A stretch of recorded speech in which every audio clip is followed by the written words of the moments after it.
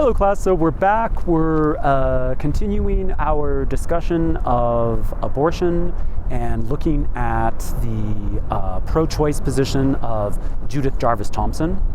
And also, as you know, I'm kind of in the middle of the city here, so there's been a lot of distractions, including some technical difficulties, but we're soldiering through here. We're looking at Judith Jarvis Thompson. She was born in 1929 and died in 2020. And so the essay that we're looking at is Defense of Abortion from 1971. So she's obviously a pro-choice position. She's defending a pro-choice position here, okay? So Thompson opens with the basic assumption that the opposition to abortion rests on the fetus as a human being, okay? And then so Thompson designates that to draw this conclusion that at a certain point these cells become a person is like drawing a line that's suggesting at a certain point of development of the fetus, it is a person, and before this point it is not. In other words, we're thinking of this point where we're just thinking of a bundle of cells versus whether or not this is a person or an embryo, right? And an embryo. So in other words, at what point is this designation made is not clear, according to Judith Jarvis Thompson.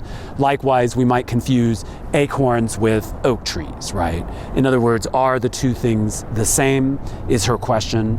So she likens such arguments as slippery slope arguments, and I presume that they're slippery slope arguments because if we draw conclusions to where it is that we're designating a bundle of cells as a human being, there might be some slippery slopes as far as conclusions that we draw in terms of justifying abortion or not, right? So in other words, a slippery slope argument basically has to do with this idea that a small step leads to a chain of related events to a significant negative effect. And in this case, the negative effect for Judith Jarvis Thompson would be a pro-life position, right? So Thompson does acknowledge that a fetus is a person. At least by the 10th week, the embryo basically has a face, arms, legs, toes, fingers, etc. Yet that the fetus is not a person at the moment of conception, okay? Like an acorn is not an oak tree. So additionally, Thompson posits that the pro-life position does not usually elaborate further than the idea that abortion is impermissible, simply due to the notion that the fetus is a person. So, on the other hand, a pro-choicer rests her case on the negation that the fetus is a person, right? And takes it from there. So Thompson then proposes that if we grant that a person is a fetus from the moment of conception, following this line of reasoning, every person has a right to life, hence a fetus has a right to life. A woman has has a right to what happens to her body, according to Thompson. Yet in this case, the right to that life of the fetus for the pro-lifer is more important than the right that the woman has over her body, according to Judith Jarvis Thompson.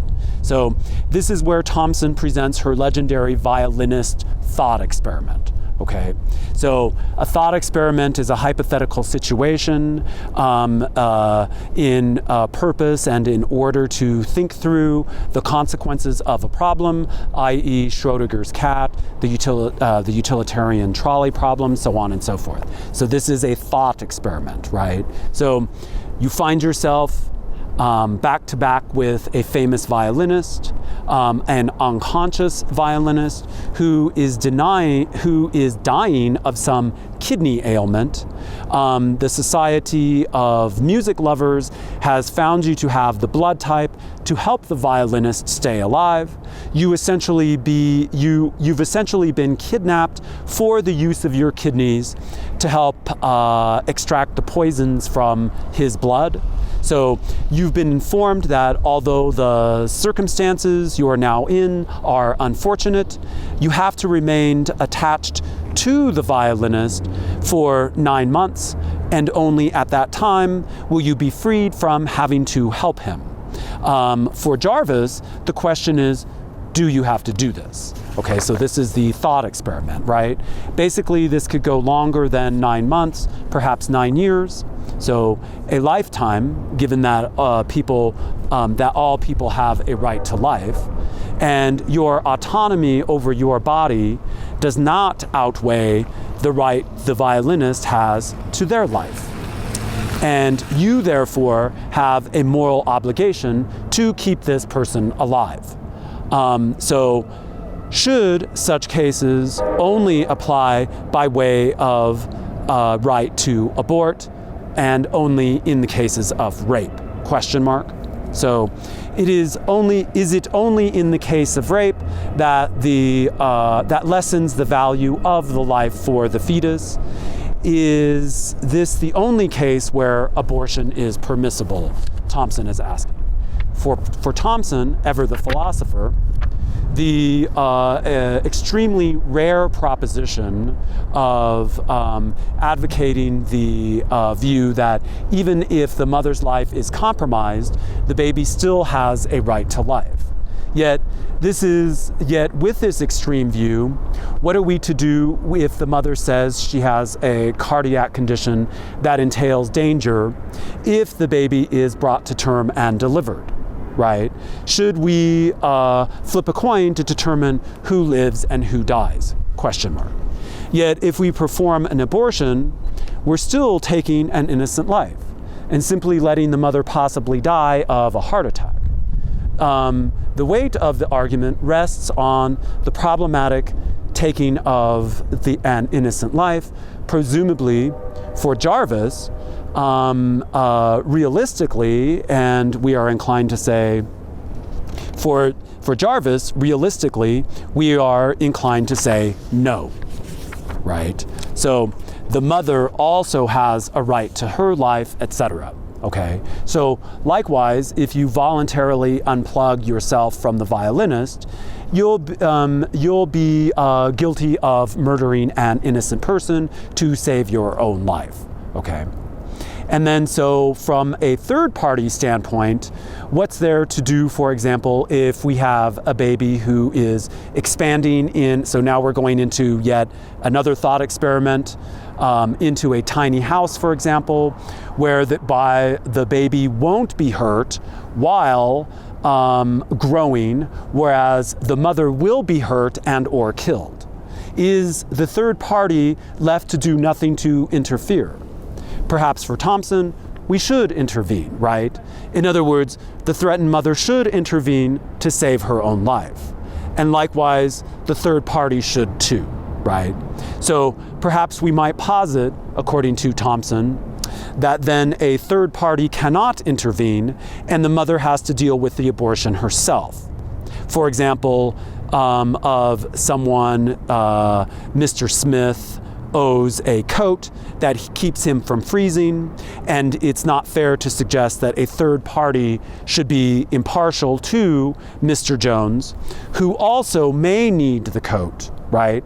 The coat belongs to Mr. Smith, an impartial third party. And is it wrong to suggest otherwise? So the woman has a right. So a woman has a right to save her own body, right? Whereas the mother's life is not at stake. So we go back to the question, is the baby's life worth more than the mother's? And what is a right to life to begin with? And what constitutes the bare minimum requirement for this right to life? But what if the bare minimum is not something someone has a right to be given to in the first place? So say if Thompson is sick to death and the only thing that'll save her life is the cool hand of Henry Fonda on her forehead. It would be nice if he could fly out to do this, right? Or to be brought by friends to lay his hand on her forehead. Yet, does he owe her this, or does anyone owe her this requirement for the sake of one's life, right? In the case of the violinist, does he have a right over you to not unplug him, right? For Thompson, you have the right to keep him attached only out of kindness. It's not something you owe him outright. For Thompson, a right to life for Thompson doesn't necessarily entail the involuntary use of another person's body, right? For Thompson, in ordinary cases, it is usually wrong to deprive someone of what he has a right to. If two brothers are given a box of chocolates for Christmas, it's not right for his brother to not let the younger brother have any, right? Yet, in the case of the violinist, no such right to life is given to the violinist by you. His right to your body is imposed on you for Thompson. To deny this imposition is your right. Still, as Thompson indicates, this could suggest that the mother chose to become pregnant and therefore owes a responsibility to the life brought about? Question mark. What if someone leaves a window open in their house and a burglar intrudes? Do we have an obligation to let the burglar have free rein to whatever, to steal, etc.? What about the example of so-called people seeds? Left to drift into our house like pollen, if one of the people seeds is left to grow, do we have an obligation to keep them alive? And so those are her thought experiments, and I'm leaving you there because we'll talk about how it is that we're understanding what these are in more detail later. Thank you.